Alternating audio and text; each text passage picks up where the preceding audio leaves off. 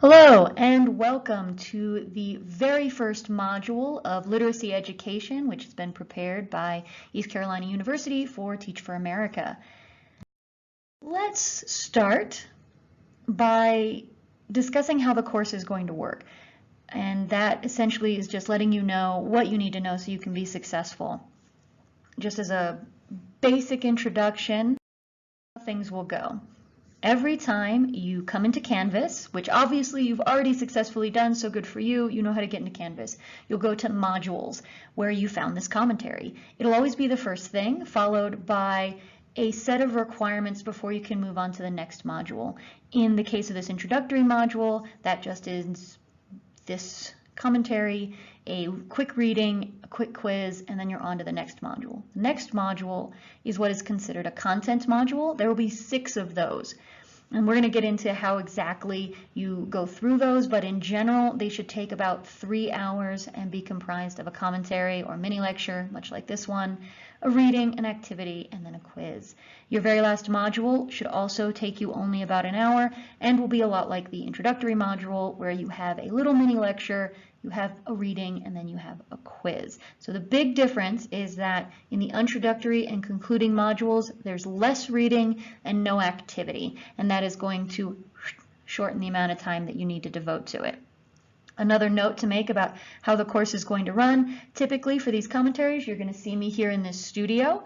You'll notice that I have a lot of lights, I have a lot of things going on, I've got my lovely podcast mic. You'll also notice that I look off screen frequently. That's because one screen has a camera in it and is recording everything that I am physically doing. I have another computer that is managing the audio and then stitching them together. And then I have notes on a third one. So if I'm looking off camera, it's because I'm monitoring one of those 3 situations. So don't worry, nothing's happening off camera that you need to worry about, including the person that just walked behind the studio. Stuff like that, don't worry about it too much. Okay, let's talk about how to engage in these modules. Easily enough, you start with a commentary. Start by listening to me explain something or try to explain something. Take notes on any important information. The things that are mentioned in the commentary will be incorporated into the quiz, so make sure that you are learning everything possible from these short experiences. After you're done listening to that, you can always come back to it, but you're ready to move on to the readings. Read all the required materials. The amount of material in this course should be relatively easy to keep up with. There will never be more than 3 readings assigned, and it should total somewhere between 15 and 35 pages. It should never be more than that, and I don't actually think we ever hit that 35-page mark. The time expectation, if you recall from the last slide, is that you should take about 60 minutes on those readings. So even if there's a high page count, it will probably be because there are a lot of images, there's a lot of space devoted to other things, so you should still be able to read fairly efficiently and fairly quickly. And I hit that. That's okay. So after you've completed all your readings, then move on to the activity. Read the description of that activity. What you're going to be doing will vary, but every time you will complete a required element and then submit the activity here to Canvas. In 2 cases, you'll also be participating in a discussion, which means you will work on the activity throughout the week. Either way, you complete it, you submit it, and then you move on to the last step of the module, which is the quiz. Quizzes should take you about 15 minutes, maybe 20 at most. There'll be 10-point quizzes with a variety of different expectations from true, false, multiple choice, matching, and they will cover the readings, they will cover the commentaries. One last note about readings, the way that readings will work, there'll always be a list of required readings when you click into it, and then under that there will be optional readings. These are additional resources for you if you have time to look over them, or even if you just download them and keep them somewhere in case you have time to come back after this course is completed and you're interested in any of the additional topics or sort of dialed in sections that you don't have a chance to get to during the course. For example, In the vocabulary module, which will be your second module, there are required readings, and then there are optional readings that sort of focus in. This course is for just about everybody, K through 12, all the different types of teachers, and so I have tried to keep the required readings very general, and the optional readings are where you could really dive into something that might be specifically targeting your particular group of students. The general information is good for any student, and it's good practice when teaching reading to any student, and then sometimes there are little ways you can dial in to your age group and your audience and their needs. All right. Let's start really broad with what is literacy. I've called this module literacy education, but we're focusing mostly on reading. However, to be a reader, part of that is being literate. So to understand what it means to be literate, we have to take several steps back and look at how that term has evolved, because it's meant very different things throughout time. Boils down to, what do we want our students to be able to do? If we're going to make readers, if we're going to make literate individuals, what are we saying? That has always been a moving target for us as educators. It sort of boils down to, who are we going to teach? What are we going to teach? How will we teach it? It's the history of the world, because it's all tangled up in who and why is allowed to gain the skills necessary to be a really deep thinker and deep reader. So the 19th century standards, all the way to present day, they've evolved. In the 19th century, we really focused on going from letters to words, and then from words back to letters, to be able to code, so to take what we say orally and then translate it into written speech. Now, this is still what we do today, but it becomes refined. Our goal was to understand the text, but that understanding and what we meant by understanding has sort of evolved over time. Now, 1920s, we have World War I. This is a huge cultural thing that happens in the United States, and it highly impacts reading education, because during that war, GIs, the soldiers that were over there, were not able to read written instructions at a reliable level. This meant that the U.S. government was highly motivated to create a system that would cause its average citizen to be literate at a higher level, to redefine what they needed from the average person. The way that they thought would be best to attack that is to get high quality literature. All right, so we really wanted to figure out how we could do better at getting everyone into the same space of being literate. This is when we start developing the Dick and Jane, the idea that we have this little identical booklet that has an identical lesson for everyone, and you read very simplistic and repetitive sentence types to get the feel of what words look like and how they work in a lesson. We keep on with that for a while, actually. There'll be pockets. There are always, these are major trends. There are always pockets of people doing things differently. These were just the big picture ideas. In the 1960s, we have the Civil Rights Movement. And we have this idea that, hey, we're serving one sector of the population very differently than we're serving other sectors of the population, and we need to rethink how we're handling this. This is when we start to return. Like Dick and Jane, that was a very, what we call whole language approach. It was the idea of, I can see the words, I can see how they're different from each other. This repetitive nature helps me identify the words, like Dick and Jane. I keep seeing them over and over again. I know what words those are. As we change a single word, it's easy to learn that single word. Civil rights movement comes, we go back to basics. We go back to basics a lot in education. We go back to basics and we start again going letters to words. We return to that ABC. The thing that we've added, though, is something called the miscue analysis, where we start looking at things from a scientific standpoint, and we start looking at, okay, when students aren't reading accurately, why aren't they reading accurately? What's happening? And while the issues of class and race were dominating the 50s and 60s, it was issues of access and privilege that were more focused in on in the 90s.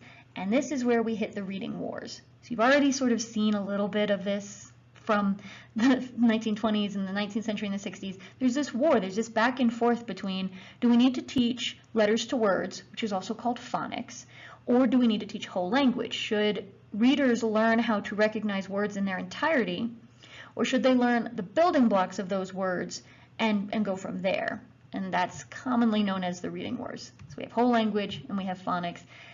Also out of this time period, we have something called balanced literacy. So in balanced literacy, we're looking at a very different approach, even though it feels like all it is combining a little bit of whole language and a little bit of phonics. The issue is that those two methods are not compatible, so when you take a balanced literacy approach, you're actually doing a third and relatively different thing. Okay, I'm trying to just plow through all of this for you guys so you have the basic building blocks of how we end up where we are today in schools and teaching reading. Huge thing that happens after the 1990s is what's called the National Reading Panel. It's this huge consortium that's supposed to be reviewing massive amounts of research that's occurred in the past 50 years or so on reading. What does it take to be a good reader? This is what high stakes testing comes out of. We're going to look at this a little more in depth in a second. This is also where we start being concerned with diversity at a higher level. Again, and over again throughout this course, because it's very difficult to give you every single little detail. I'm hitting the highlights here. There are cycles in education. We've returned again to being very concerned about diversity and who is having the rights to learn and who is having the rights to be represented when it comes to reading and writing. We're kind of shifting a little again back to those 1960 ideals. We do this periodically. It's good for us.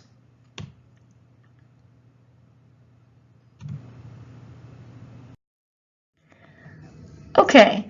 Let's take a look at this in a little bit more depth. Phonics. You're probably familiar with the word. It's the ABCs methods, the letters to words, also called phonics, and the whole idea is that our oral language is made up of sounds, and we call those sounds phonemes, right? Tiny little pieces of sound.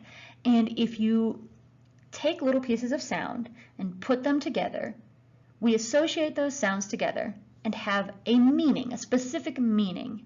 So when we are speaking, we do this relatively naturally, especially as we get older. Even by 5 and 6, you're going to have, like 5,000-6,000 words that most students can speak without any stumbles, and they understand what those words mean, and they're able to use them correctly and fluently. Reading, from the phonics perspective, is still trying to do that. We're trying to take those sounds and push them together. We're trying to notice which sounds go together so that we can then identify the specific meaning associated with the oral word. Phonics looks at written language and goes, it is inextricably linked to spoken language. This is true in English. It is not true in every language. If you look at languages that use, so Chinese would be an example, kanji, they're little pictures. They do not relate directly to sound. You have to learn what the picture is separate from being able to associate it with the sound. Letters to sounds is how we have constructed our language. Now, to learn a little bit more about this, you're going to read about the 5 pillars of literacy that's required. You could also glance through the National Panel Reading Report, or you could watch a video on it. The National Panel Report is very long. If you take a look, skim. Take a look at that table of contents, see what might be interesting to you. Don't try and read the whole thing. It's very, very long. Or at least don't try to read it for this course. If you want to look at it later, please do. And the video is good viewing, and it kind of gives you a synopsis. So the other side of this war, of this reading war, is whole language, or words to letters. And it's also called sight words. And it's this idea that reading, writing, and spelling don't need to be addressed individually or systematically, but that students will be able to learn the written form of language the same way they learn spoken language, holistically. So we don't teach babies how to speak by drilling them in sounds and then moving those sounds into whole words. They exist surrounded by those sounds in contextualized spaces and pick up the language. If you want to learn a little bit more about this specifically, you can read the Whole Language Sneaks In Everywhere optional reading, and it'll give you a little bit more of an idea on that. Balanced literacy. So this approach can vary because it depends on the format, who designed it, how much they're taking from either phonics or whole language to sort of balance in this sense. But the solution to an ideological difference is not always just, well, take a little bit from both and move forward with it. Sometimes the concern is that when you try and balance between these approaches, students don't actually get the tools they need to be effective readers and writers. In specific, if you are someone who believes that phonics works and that our language is intrinsically linked to sound associated with letters, like our language so far as our written language, then when you looked at balanced literacy approaches, there is a tendency for students who are unsuccessful reading something initially to become overly reliant on cues outside of either whole language or phonics systems. And so they'll use things like use the picture, they'll, oh, this is the worst. And for any of you who are teaching in primary, I would be shocked if you don't see some readers doing this. They will take the first letter and then try and guess the word because they're ready for the first sound. And so they'll just fill in any word that starts with that sound that they like and keep going. It's really rough. So balanced literacy is a mixed bag. Balanced is questionable. Certainly there's a way to do it that's really effective, but you have to be very careful with it. Optional reading you could check out is At a Loss for Words. That is a podcast as well. If you listen to the podcast, don't worry about reading the article. They are more or less sharing identical information. So you could read along as you listen, but they sort of follow the same storyline of someone's journey to understanding what balanced literacy is like. At the heart of it, what I want you to understand, there are many roads to becoming a reader. Earlier in our presentation, I showed a bullseye, right? And a lot of the reasons that teachers will talk about wanting to see that bullseye is because they want to see the target. You can't hit a target that you can't see. It's a common sort of folk wisdom for a lot of things, but certainly for education. So if your goal is to have readers and you have to describe what a reader is, you need to be able to see that target to then shoot your instructional arrow and hit it, or you'll never get there. What I think the limitation of that metaphor is, however, is that it assumes there's a single trajectory that will get you where you need to go. Instead, try and think of that target as the city of readers, and that everyone starts somewhere, and there are multiple paths. They might take longer, they might be detoured sometimes, they might have obstacles that you have to go around and figure out new routes, but the goal stays the same without the path having to stay the same. This is really key. Different readers will need different things. They'll need support in different ways, they'll excel in certain ways, they'll struggle in certain ways, and they'll be different from their peers. So it'll be really important that you are tailoring to their needs and not just to your goal. There is no such thing as the student. I'll talk about students, but there is no the student because every student is unique and their needs will vary. Okay, so I said a lot of things and I didn't actually say what literacy is. For our purposes, let's say that literacy is a set of practices used to comprehend, respond to, and create a variety of texts, which is a really fun way to fill it out, but still might not make a lot of sense. And hopefully, as you go through the course, every single part of this definition will make more and more sense. But let's get some terminology that we can all use to be on the same page. The framework that I'm going to have us use is the 4 roles and resources. It is not because this is the be-all, end-all. It is not because it is the only way to look at reading. It is not because it is the best way to look at reading. It is just a good way to talk about the process of reading and learning to read that we can all use in the class. So you might find other ways of talking about it that mean similar things. Don't worry about it. This is just to give you some language to use. Your other required reading for this module is going to be the 4 roles of the reader, and it will talk about this. All right, so what you should do next. Read the readings, then take the quiz, and then you're ready for Module 2. And I look forward to seeing you guys in the vocabulary module with the commentary all ready to go. Have a great week, everybody.